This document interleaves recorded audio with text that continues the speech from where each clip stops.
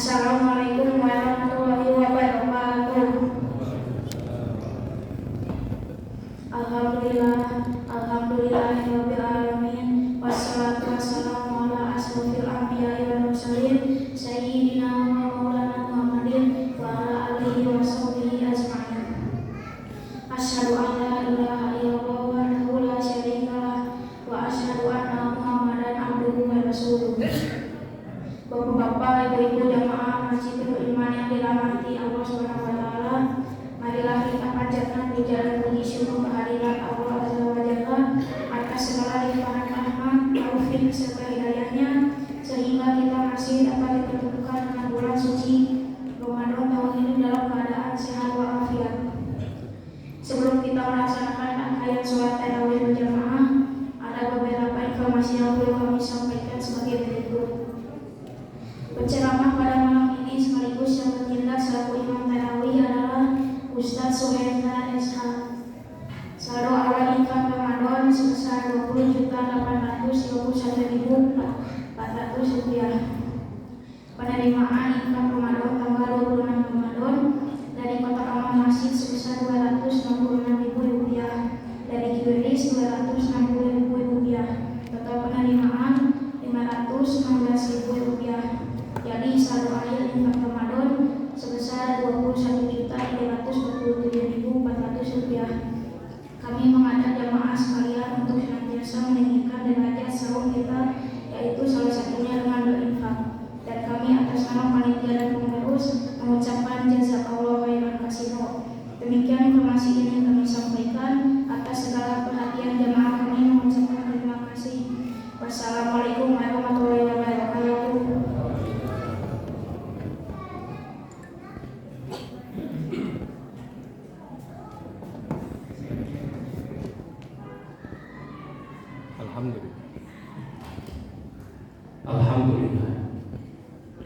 Alhamdulillahillazi arsala rasulahu bil huda wa dinil haq liyuzhirahu 'ala dini kullihi wa kafa billahi shahida.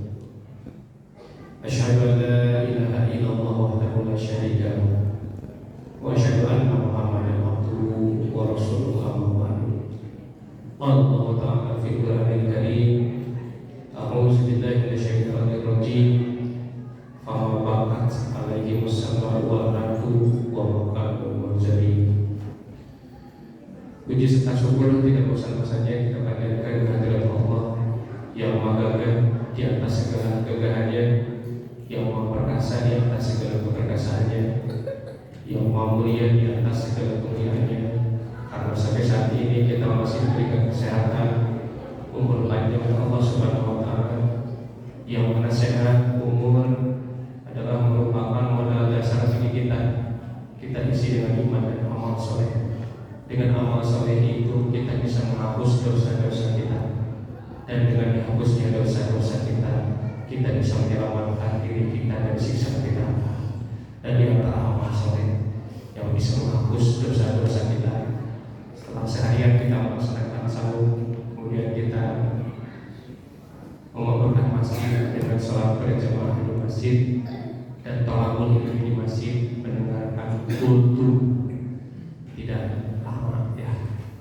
Apalagi sekarang malam 27 ya, mudah-mudahan malam Lailatul Qadar amin ya Allah ya Rabbal alamin. Salam salawat dan salam semoga tercurah limpahkan kepada habibana dan alam Kanjeng Nabi Muhammad sallallahu alaihi wasallam, pada keluarga, sahabat, tabi'in, dan kepada kita selaku umatnya yang taat patuh terhadap ajaran sampai hari kiamat.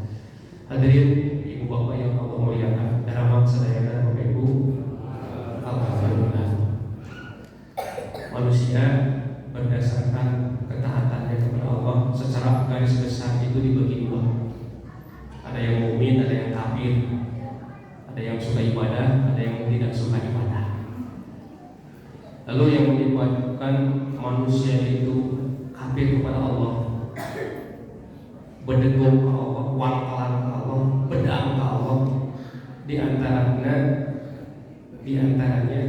ada di dalam Al-Quran diterangkan karena kekayaan yang dimilikinya melebihi orang lain. Bahkan saking kayanya orang itu kunci-kunci gudangnya tidak terangkat oleh orang-orang yang memiliki kekuatan. Qarun disebut, dijelaskan di surat Al-Qasas ayat 76, inna Qaruna kana min qaumi Musa fabaqu alaihim wa laqad atainahu minal kunuzi ma inna mafatihahu latanu bi usbati bil quwwah iz qala lahu qaumuhu la tafra inna Allaha la yuhibbul farihin, dan seterusnya panjang pokoknya. Jadi Qarun itu hidup di zaman Nabi Musa, tapi sombongnya liwat saking Bapak Ibu. Ketika ada orang yang memberikan nasihat kepada si Qarun, kamu itu orang kaya, gunakan kekayaanmu di jalan Allah, nyumbang ke masjid, nyumbang apalagi jompo, nyumbang ke anak yatim, nyumbang untuk kegiatan-kegiatan di masjid di jalan Allah. Tapi kata si Qarun malah sombong Bapak Ibu. Ya, saya kaya tidak ada kaitannya dengan Allah. Saya kaya karena saya pintar, karena saya buka ilmu. Lamun teu ilmu tidak akan kaya. Semakin sombong ketika diberikan nasihat oleh ustaz, oleh kiai, oleh santri. Akhir hidupnya bagaimana Bapak Ibu? Tragis sekali. Fakhsabna bihi wa bidarihi al-ardh. Kami benangkan Qarun awakna termasuk harta-hartana ke dalam bumi, amblas ke dalam bumi. Pada saat itu ada gempa yang sangat besar, lalu bumi yang dia injak terbelah, lalu dia masuk ke dalam bumi, termasuk harta-hartanya amblas ke dalam bumi. Makanya jadi istilah Bapak Ibu ya, kalau kita menemukan barang dalam tanah, harta karun. Lalu ada lagi Bapak Ibu yang menyebabkan manusia sombong, tidak mau ibadah, kafir kepada Allah. Itu mah kekuasaan, jabatan. Karena jabatan tinggi menyebabkan dia kufur, kafir kepada Allah. Di zaman Nabi Ibrahim Bapak Ibu ada seorang raja namanya Namrud. Saking kufurna, ibu sendiri dikawin. Nauzubillah. Nah, ketika Nabi Ibrahim selamat dari apinya Raja Namrud, berasal dari Bapak Ibu. Raja Namrud nantang kepada Ibrahim, dari api kamu selamat, tapi bagaimana kamu menghadapi bala tentara? Ternyata Nabi Ibrahim pada saat itu Bapak Ibu berdoa kepada Allah. Begini doanya, ya Allah, kirimlah bala tentaraku yang paling lemah.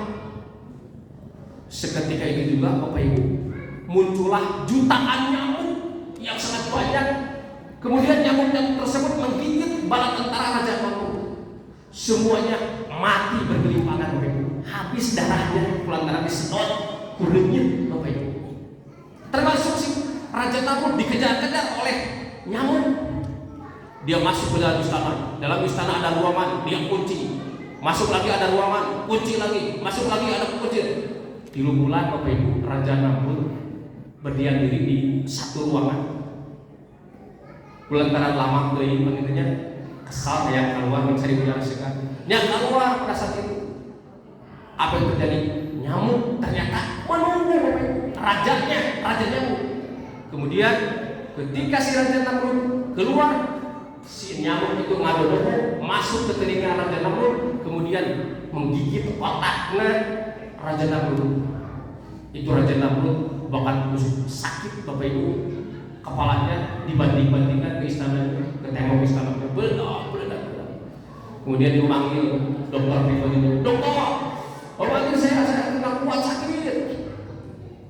Setelah dipanggil ternyata dokter tidak bisa berbuat apa-apa, tidak bisa menyembuhkan karena ini penyakit kutukan dari Allah Subhanahu Wa Taala. Dokter, cobaan dipalu ditangkap, beledak. Aduh, agak mending, cinta nih, beledak lagi. Untuk nama paen Bapak Ibu.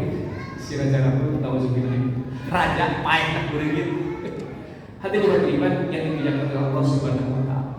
Tah diterangkeun Bapak Ibu. Orang-orang yang setipe dengan Qarun, sombong dengan harta, tidak mau bersedekah, tidak mau berzakat. Ada lagi orang yang sombong dengan kekuasaan seperti Raja Namrud atau Fir'aun di zaman Nabi Musa. Akhirnya tragis sama ya, di tenggelamkan di laut Merah. Nah, diterangkan Bapak Ibu, orang-orang yang setipe Qarun, Fir'aun, Namrud di dalam Al-Qur'an di surat Ad-Dukhan ayat 29. Kata Allah, "Fama bakat alaihi sama uwalan wa makanu munzir. Bumi dan langit tidak nangis, alaihim alatan paeh maranehanana. Jadi bumi dan langit tidak menangis atas kematian mereka. Wa makanu munzirin, di akhirat langsung dijebloskeun ke neraka, mau ditanya deui. Hadirin wa iman yang dimuliakan oleh Allah Subhanahu wa taala.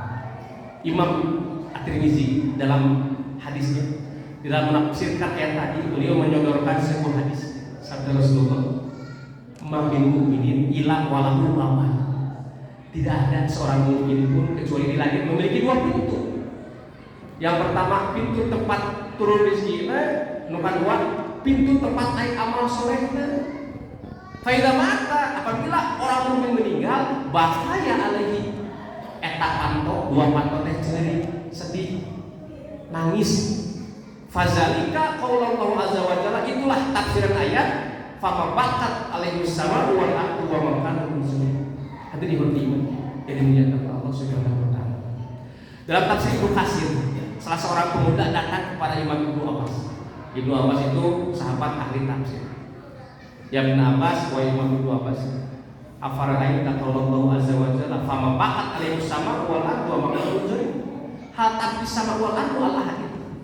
Wahai Imam Ibnu Abbas, akibat kemaksiatan yang dilakukan semasa hidupnya, bumi dan langit kalau dia mati tidak nangis. Apakah benar bumi dan langit suka nangis kulantaran mautna paehna jalma kafir?